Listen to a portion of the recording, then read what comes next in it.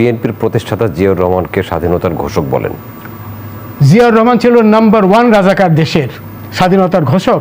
সে তো পাকিস্তানের দালালি করেছে পশ্চিমবাংলায়, যে এটি তো প্রতিষ্ঠিত সত্য। আজ আওয়ামী লীগ এবং হাসিনার রিজিমের সেই বিচারকদের তথ্যের উপরেই যদি আপনারা বাংলাদেশ জামাত ইসলামীর শীর্ষ নেতৃবৃন্দকে যদি আপনারা রাজাকার বলেন, তাহলে আপনাদের কথায় প্রমাণিত হয় যে আপনাদের দলের প্রতিষ্ঠাতা শহীদ প্রেসিডেন্ট জিয়াউর রহমান তিনিও রাজাকার ছিলেন।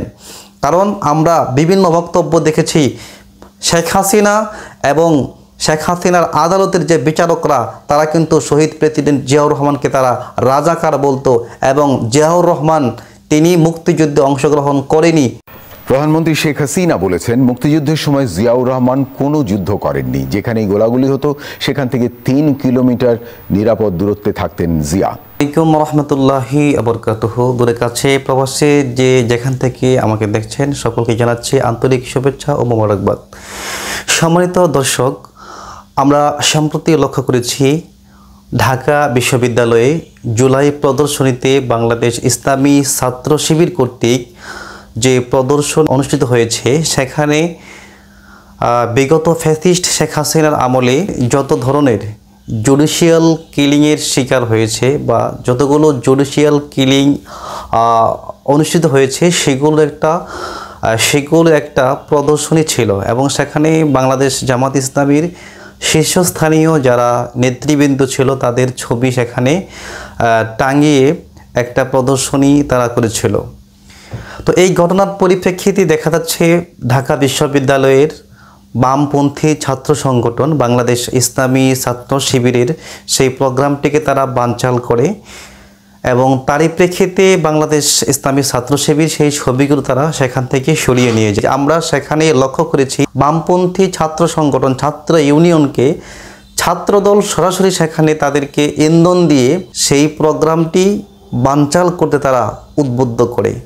আমরা বাংলাদেশ জাতীয়তাবাদী ছাত্রদলের ভাইদেরকে বলতে চাই, আপনারা এই বামদের খপ্পরে পড়েছেন। ভারতের রয়ের প্রেসক্রিপশনে, ভারতের রয়ের প্ল্যান আপনারা বাস্তবায়ন করছেন এই বামদের খপ্পরে পড়ে। এই বামদের কারণেই শাহবাগ প্রতিষ্ঠিত হয়েছিল, এবং এই শাহবাগ থেকেই খুনি ফ্যাসিস্ট হাসিনার যে রিজিম ছিল, ফ্যাসিস্ট রিজিম, সেটা কিন্তু সেই শাহবাগ থেকেই কিন্তু এর উত্থান হয়েছিল। আজকে বাংলাদেশ জাতীয়তাবাদী ছাত্রদলের যিনি সাধারণ সম্পাদক রয়েছেন সেই নাসিরের কাছে আমার প্রশ্ন, আপনি একটা স্ট্যাটাস দিয়ে বলেছেন, আপনি স্ট্যাটাস দিয়েছেন যে বাংলাদেশ ইসলামী ছাত্র শিবিরের প্রদর্শনীতে বাংলাদেশ জামাত ইসলামের শীর্ষ নেতৃবৃন্দের ছবি থাকার কারণে আপনারা ক্ষুব্ধ হয়েছেন, কষ্ট পেয়েছেন। আমরা বলবো, আপনারা আপনাদের চেয়ারপারসন যিনি রয়েছে তার বক্তব্যগুলো শোনেন, তিনি কি তাদেরকে রাজাকার মনে করেন কিনা। যে আপনার দলের যিনি ভারপ্রাপ্ত চেয়ারম্যান রয়েছে তার বক্তব্যগুলো শুনলেই বোঝা যাবে যে তারা কি আসলেই রাজাকার ছিলেন কিনা। আমি আপনার কাছে প্রশ্ন রাখতে চাই, বাংলাদেশ জামাত ইসলামীর শীর্ষ নেতৃবৃন্দ তারা যদি রাজাকার হয়ে থাকে, তাহলে আপনাদের দাবি অনুযায়ী আপনাদের দলের চেয়ারপারসন এবং ভারপ্রাপ্ত চেয়ারপারসন তারা ভুল করেছে, আপনারা সঠিক রয়েছেন, অথবা আপনাকে বলতে হবে যে আপনারা ভুল করেছেন, আপনাদের দলের যিনি চেয়ারপারসন এবং ভারপ্রাপ্ত চেয়ারপারসন তারা সঠিক অবস্থায় রয়েছে।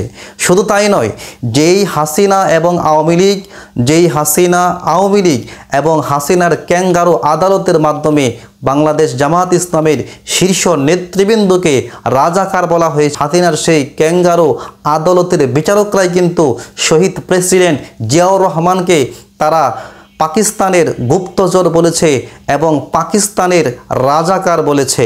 সুতরাং যদি আওয়ামী লীগ এবং হাসিনার রিজিমের সেই বিচারকদের তথ্যের উপরেই যদি আপনারা বাংলাদেশ জামাত ইসলামীর শীর্ষ নেতৃবৃন্দকে যদি আপনারা রাজাকার বলেন, তাহলে আপনাদের কথায় প্রমাণিত হয় যে আপনাদের দলের প্রতিষ্ঠাতা শহীদ প্রেসিডেন্ট জিয়াউর রহমান তিনিও রাজাকার ছিলেন।